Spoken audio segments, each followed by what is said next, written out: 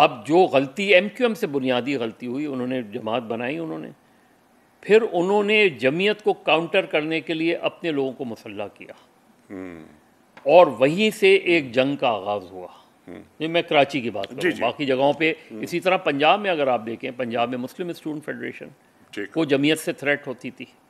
तो वो जो एक थ्रेट रही, एक तनाव थी, उसने असला की जो है लोगों के हाथों में असला आने लगा, आसानी से मिलने लगा लोगों ने, और वो असला इस्तेमाल होने लगा। ठीक है मज़र, जिस तरह आपने फरमाया कि हाथापाई कभी कभार स्टूडेंट्स के माबैन हो गई, लेकिन बाकायदा स्टेन गन्स वगैरह यानी असले का इस्तेमाल ये हुसैन हक्कानी साहब के ज़माने से शुरू 79 तो उस वक्त हुसैन हक्कानी उस वक्त 12 अगस्त 1979 को ये वाक़या हुआ था, जिसमें पहली मरतबा इतने लोग ज़ख्मी हुए थे। कोई मेरा ख्याल है 17-18 स्टूडेंट ज़ख्मी हुए थे उसमें। अच्छा।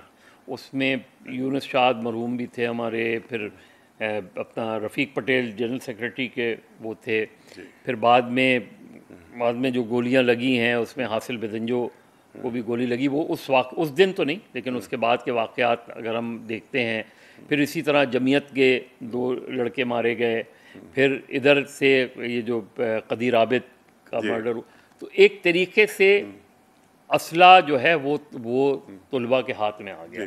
फिर हाफिज असलम का भी नाम आता है, वही मैंने कहा, हाफिज असलम वाला 81 का वाक़या है। अच्छा। जिसकी वजह से बाद में फिर हाईजैकिंग हुई। हाफिज असलम को भी मैंने अपने सामने, मैं लॉबी में खड़ा था जब हाफिज असलम को गोली लगी है। अल्लाह, वो बिल्कुल सामने मुझे पहली मरतबा मैंने देखा था कि कराची यूनिवर्सिटी में किसी लाश को, उससे पहले कोई मरा नहीं था। अल्लाह, वो पहली जो मौत थी जामे कराची में वो थी। उससे पहले जैसे मैंने कहा कि 12 अगस्त 79 को ओट टेकिंग के वक्त फायरिंग हुई थी, उसमें लोग ज़ख्मी हुए थे उसमें। तो वो कल्चर, उसको बेस बना के तलबा यूनियन पर पाबंदी लगा दी गई। जी, अब यही सवाल मेरा आपकी खिदमत में था कि तलबा यूनियन पर लग गई पाबंदी 84 में पाबंदी लग गई। अब 84 से ये कितना वक्त गुजर गया, ये कोई 40-41 साल हो गए।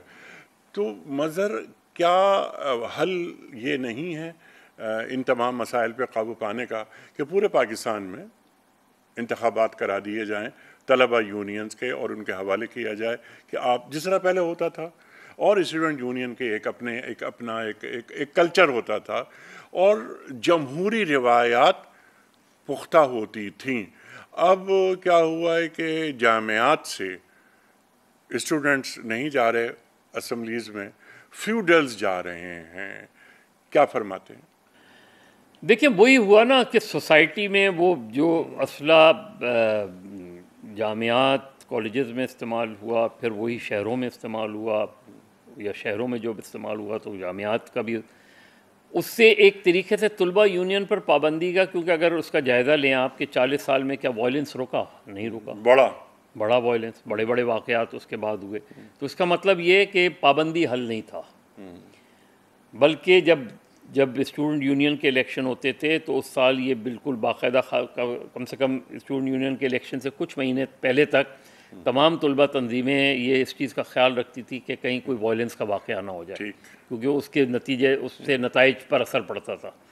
तो जहाँ ये जहन में हो कि यार वायलेंस नहीं होना चाहिए वरना हम पे इल्ज़ाम आ जाएगा और लोग वोट कट जाएगा हमारा, तो इसका मतलब ये है कि जनरली तलबा जो है वो वायलेंस को पसंद नहीं करते थे। तो आपने उस चीज़ को इनकरेज करना चाहिए था, आपने असला को रोकना चाहिए था। अगर असला आ रहा है कहीं से, उसकी तरसील को रोकना चाहिए था। आपने तो शहरों में असला तकसीम करवाया। तो जब आप ये इस पॉलिसी की तरफ जाएंगे तो फिर आज सोसाइटी, आज आप जो दहशतगर्दी के ख़िलाफ़ जंग का कभी एनालिसिस तो करें। आज हम बड़े बड़े हमारे जुगादड़ी बैठ के, बड़ी बड़ी तंजीमें और अथॉरिटीज़ बैठ के करें तो कि ये वायलेंस आया कैसे इस शहर के अंदर, इस मुल्क में कैसे वायलेंस आया, डी-वेपनाइजेशन आज तक क्यों नहीं हुई है, सारी पॉलिसीज़ बना के क्यों नहीं कर सके आप डी-वेपनाइजेशन, क्यों नहीं आप सोसाइटी को आप, जब सोसाइटी इंतहा पसंदी पर चली जाती है तो इंतहा पसंदी की एक फॉर्म वायलेंस होती है।